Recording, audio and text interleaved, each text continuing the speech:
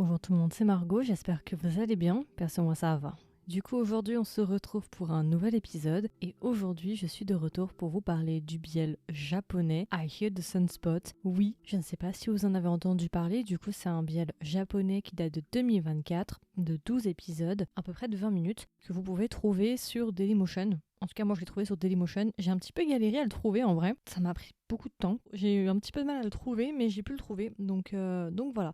C'est un drama dont j'ai beaucoup entendu parler, surtout par Aaron sur TikTok. Je sais pas si vous le connaissez, on a déjà fait des épisodes ensemble. J'avais vu l'année dernière qu'il en avait beaucoup parlé, du coup je l'avais mis de côté, il m'avait recommandé de le voir. Et du coup là je l'ai vraiment fini, enfin je tenais en fait à le voir, à le finir et en parler pour le mois des BL, parce que j'estime que c'est un... Enfin j'avais cru voir que c'était un très bon drama, et effectivement c'est un bon drama, donc je voulais vraiment vous en parler pour le mois des BL. Si jamais du coup le drama est issu du manga Hidamari ka Kikoeru. Et il y a aussi Silhouette of Your Voice qui est visiblement un film de 2017 qui a été fait du coup en avant. Voilà. Pour celles et ceux que ça intéresse, il y a aussi un film avec des acteurs différents. Ok, alors rapidement, quels sont les acteurs dans ce drama? En acteurs principaux, nous avons Nakazawa Motoki qui va jouer le rôle de Kohei et nous avons Kobayashi Toranosuke qui va jouer le rôle de Taichi. Voilà, ça c'est notre duo principal. Après, il y a d'autres personnages, mais c'est vraiment les deux personnages les plus importants. Alors rapidement, du coup, de quoi parle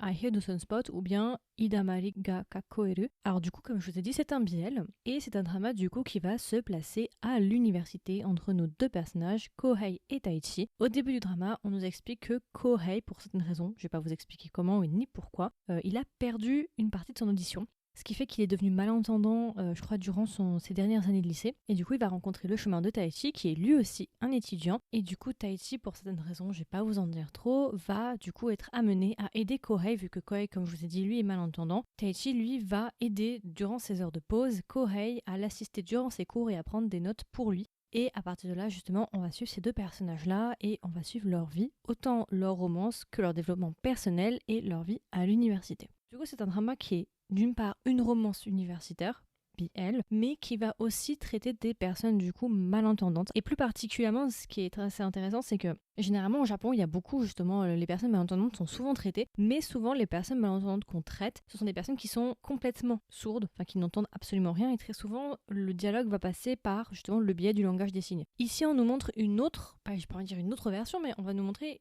une autre moitié du coup des personnes malentendantes, parce que les personnes malentendantes qui n'entendent absolument rien, qui parlent avec la langue des signes, ce n'est qu'une partie des personnes malentendantes. Il y a la deuxième partie qui sont des personnes qui sont malentendantes, qui ont une audition diminuée, mais qui peuvent quand même entendre certains bruits, certains sons, et qui eux peuvent parler et n'ont pas besoin forcément du langage des signes. Ça va être aussi traité du coup cette catégorie-là, les personnes justement malentendantes, mais qui peuvent quand même communiquer, mais qui sont un petit peu à mi-chemin parce qu'elles sont pas totalement considérées comme des personnes du coup sourdes et qui ne parlent pas le langage des signes, mais qui ne sont pas non plus considérées comme des gens entre guillemets lambda, entre guillemets normaux avec d'énormes guillemets, je pose ça avec des énormes guillemets. Donc du coup, vraiment traiter de ces personnes-là qui sont un peu qui sont dans aucune des cases en fait, qui sont un petit peu au milieu et qui sont très souvent délaissés. Ça c'est pour Kohei, et du coup Taichi, lui, ça va être notre personnage justement qui va se lier d'amitié avec Kohei et on va suivre leur amitié. Pour dire, je constate que c'est un thème qui est très courant.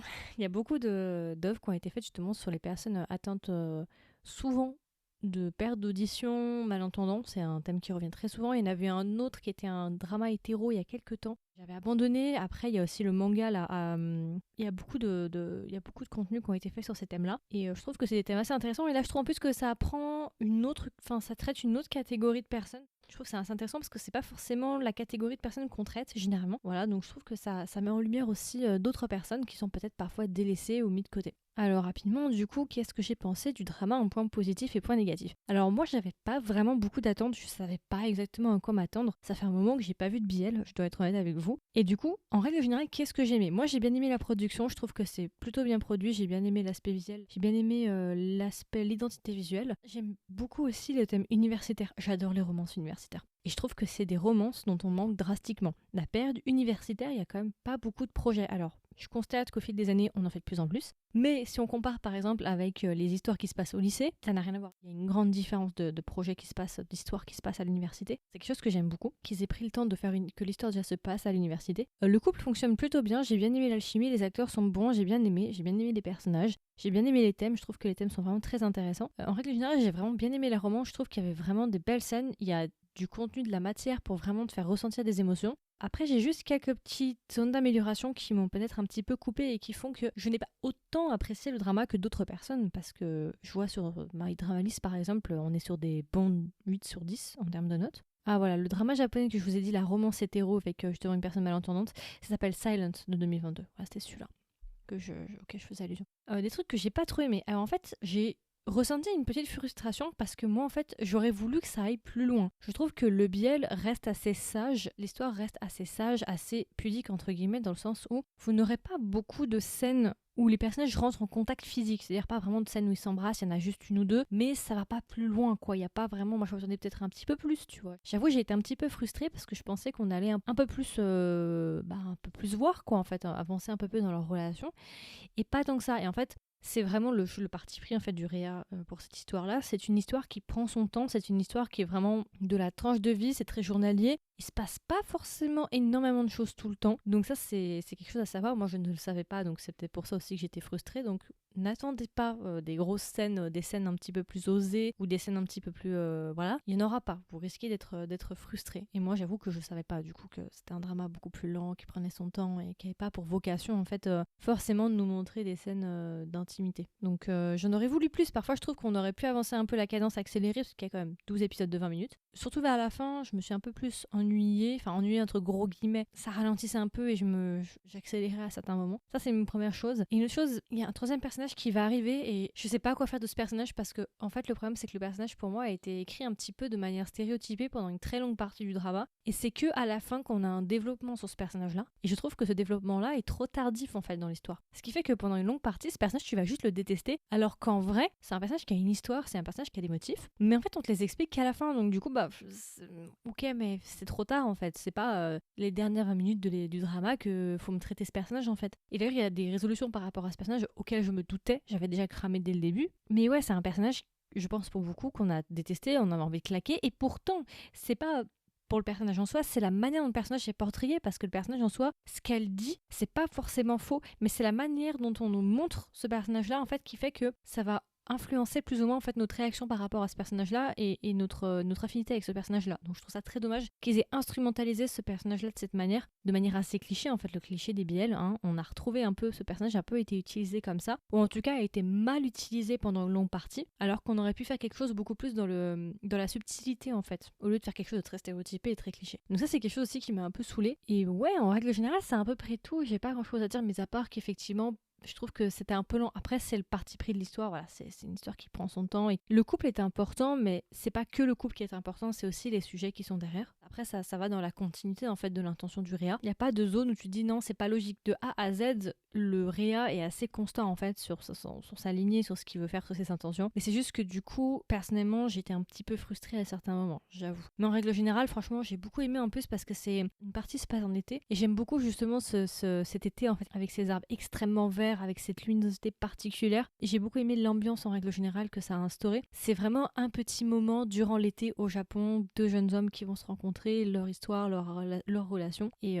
voilà. En règle générale, moi je trouve que c'est quand même un très bon biel. Ça faisait longtemps qu'on n'avait pas eu moi que j'ai pas trouvé un bon biel et je comprends pourquoi il a été assez populaire, même si je trouve qu'il est quand même passé inaperçu d'une certaine manière, et il est aussi assez compliqué à trouver. Moi, je vous avoue, j'ai beaucoup galéré à le trouver. Là, j'ai pas de site de streaming, je suis en train de regarder, mis à part sur Dailymotion, au moment où j'enregistre, j'ai pas vu de sous-titres français. Après, il est possible que ça soit en fansub sur un site particulier français qui s'occupe de la fansub des dramas et des biels. Dans ces cas-là, je peux pas vous dire parce que moi, j'ai regardé en sous-titré anglais. Mais si quelqu'un a une source, n'hésitez pas à le mettre à la limite en commentaire, sans mettre le titre, ne mettez pas de lien parce que ça va faire tout le site, mais vous pouvez juste mettre le nom à la limite. Et encore, parce qu'après, on va m'engueuler, on va me dire faut pas mettre les noms parce que sinon ça va faire sauter les sites.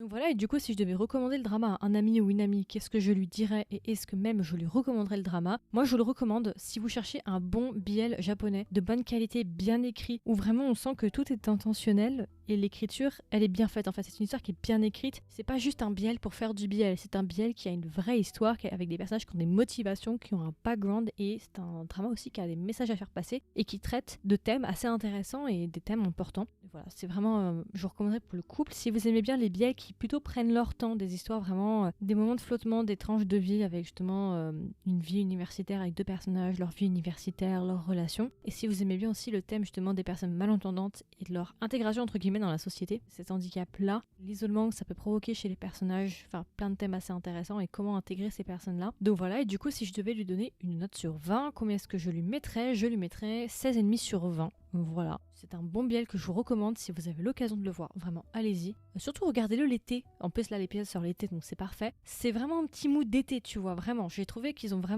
réussi à retranscrire vraiment le mood de l'été. Alors je ne suis pas allée au Japon, mais je suis allée en Corée et en Chine. Ils ont réussi à encapsuler ce mood de l'été que j'aime beaucoup. Donc voilà, écoutez, je pense que c'est à peu près tout. Du coup c'était mon review assez court sur I Hear the Sunspot. J'espère que ça vous a plu et que ça vous a intéressé. Comme d'habitude, n'hésitez pas à me donner vos retours. Est-ce que vous avez vu le drama? Si vous l'avez vu, est-ce que vous l'avez aimé, vous ne l'avez pas aimé? Il y aura une section commentaires si vous m'écoutez sur Spotify et ou sur YouTube et YouTube Music. Si jamais vous voulez recevoir des notifications et être au courant des dernières sorties, comme d'habitude, n'hésitez pas à vous abonner sur votre plateforme d'écoute préférée. Et si jamais vous voulez m'aider et me soutenir, comme d'habitude, n'hésitez pas à me laisser une note, donc soit laisser un nombre d'étoiles sur Spotify ou bien laisser un review sur Apple Podcast. Et puis voilà, écoutez, moi en tout cas, je vous souhaite un joyeux Pride Month et on se retrouve la semaine prochaine pour un nouvel épisode. Bye bye!